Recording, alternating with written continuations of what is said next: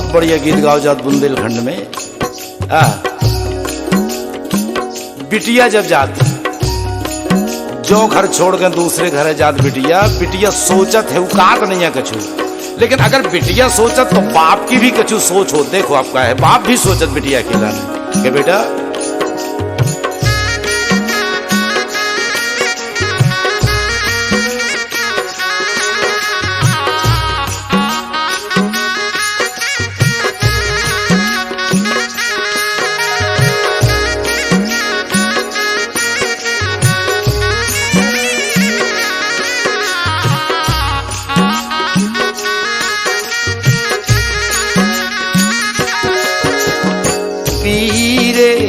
हाथ पिता ने कर दे बेटी के कन्या दान भलेंजू। पीरे हाथ पिता ने कर दे बेटी के कन्या दान भलेंजू।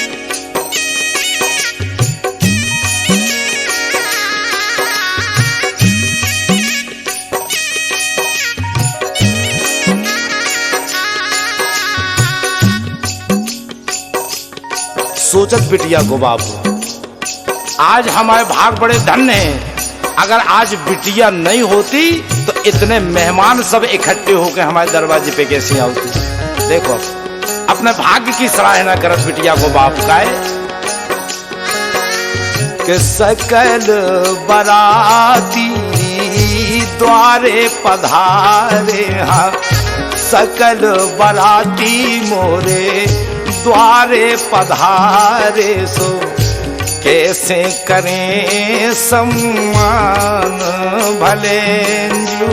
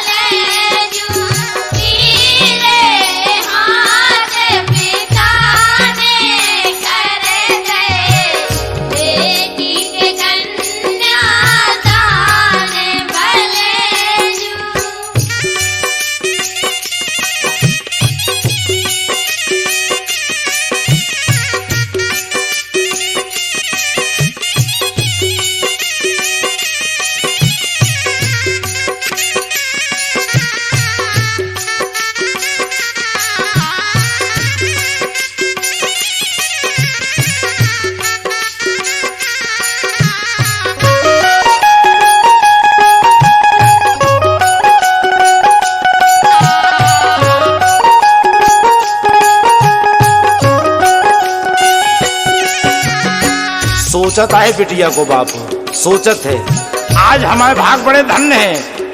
ऐसे धन्य कि हम गरीब और गरीब के थे इतने मेहमान कैसे इकट्ठे हो गए। देखो आप भाग्य की बात है। धन्य जो आज आप बन आए, धन्य जो आज आप बन आए। निर्धन के भगवान भलेंजू।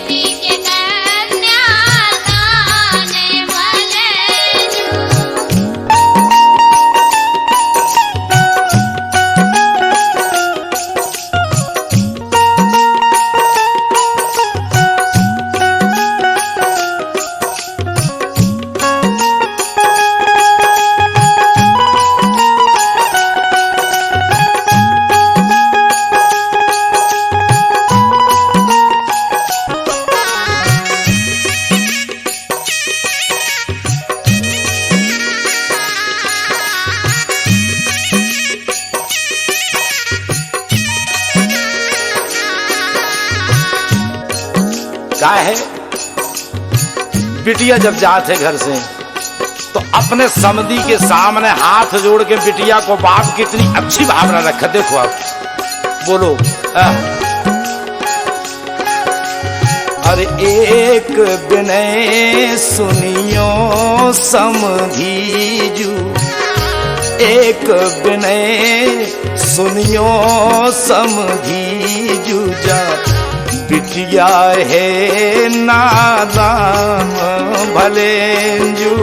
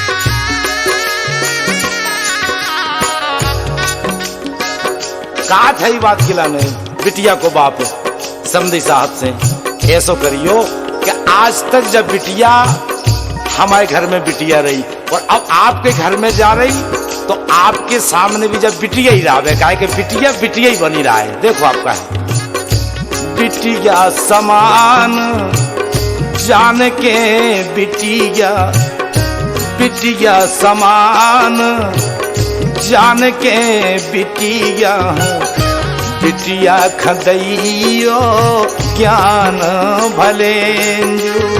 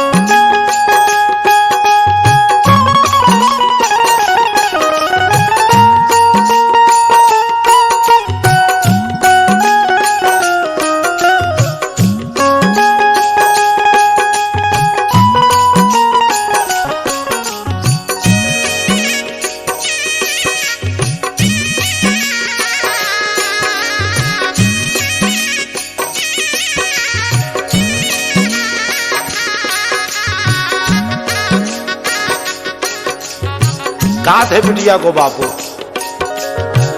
आज से हमने आपकी सेवा के लाने जब बिटिया सौंप गई और ई बिटिया में जो हमारा समय व्यतीत हो तो अब हम कैसे क्या करें बिटिया का पहुंचा के। अब तो हमें केवल एक ही काम है, देखो का है सेवा के लाने सौंप दई बिटिया, सेवा के लाने सौंप दई बिटिया और करके भजन मन ध्यान भलेंजू।